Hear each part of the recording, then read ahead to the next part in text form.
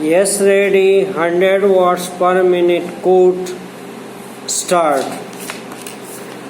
अपीलार्थी संक्षेप में मामले के तथ्य ये हैं कि इस अपील के अपीलार्थी विचारण न्यायालय के समक्ष पक्ष नहीं थे और उन्होंने विचारण न्यायालय के आदेश के विरुद्ध अपील फाइल करने की अनुमति प्रदान किए जाने के प्रयोजनार्थ सिविल प्रक्रिया संहिता की धारा 96 के अधीन प्रकीर्ण प्रार्थना पत्र प्रस्तुत किया है।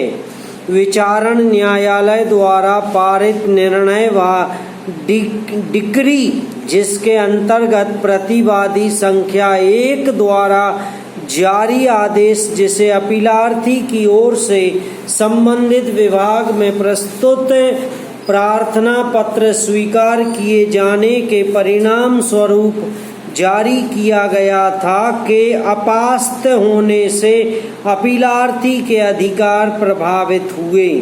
उनके कथनानुसार विचारण न्यायालय ने सरसरी तौर पर निर्णय पारित करते हुए अपीलार्थी प्रार्थीगण को प्रकरण में आवश्यक पक्षकार नहीं माना, जबकि अपीलार्थी प्रार्थीगण इस प्रकरण में आवश्यक पक्षकार हैं। ऐसी स्थिति में अपीलार्थी प्रार्थीगण की ओर से प्रस्तुत प्रकीर्ण प्रार्थना पत्र स्वीकार किए जाने की प्रार्थना की गई। पैरा स्वीकृत रूप से विवादायक संख्या 3 के क्रम में उपरोक्तानुसार अधीनस्थ न्यायालय के निष्कर्ष को अपास्त कर अपीलार्थी को अपील की अनुमति प्रदान किए जाने के परिणाम स्वरूप अपीलार्थी गण प्रकरण में आवश्यक पक्षकार हैं। इन तथ्यों को ध्यान में रखते हुए अपील आंशिक रूप से स्वीकार किए जाने योग्य है।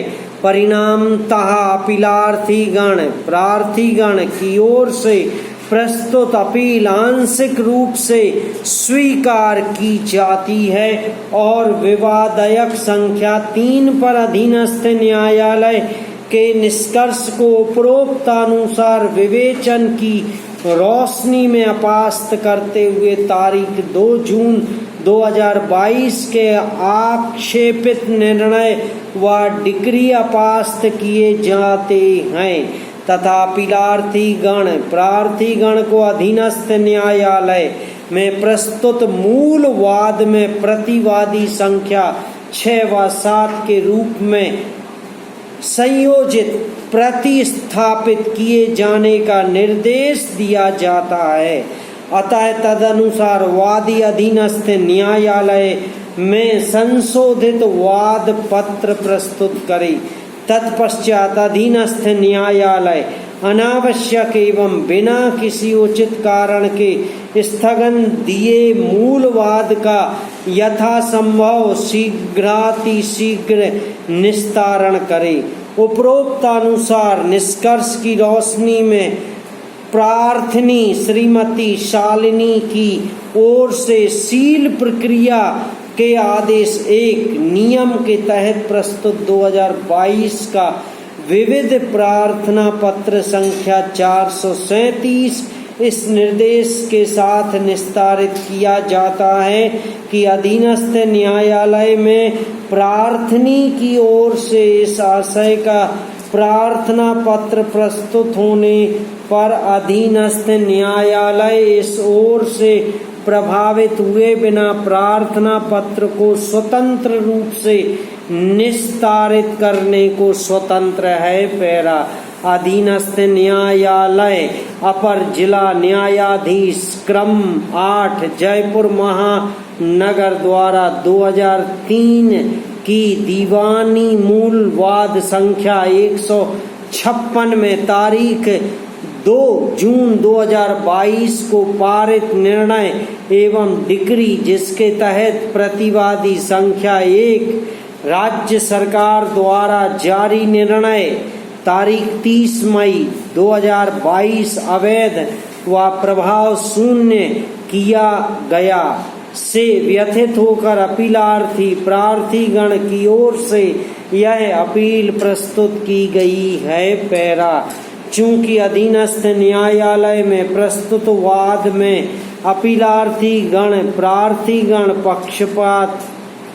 पक्षकार नहीं थे, इस कारण अपील प्रस्तुत करने की अनुमति प्रदान करने के क्रम में 2020 का सिविल विधिक प्रार्थना पत्र संख्या 732 सिविल प्रक्रिया संहिता की धारा 96 सह पठित 932 के राजस्थान उच्च न्यायालय नियम से 147 के तहत पेश किया गया है।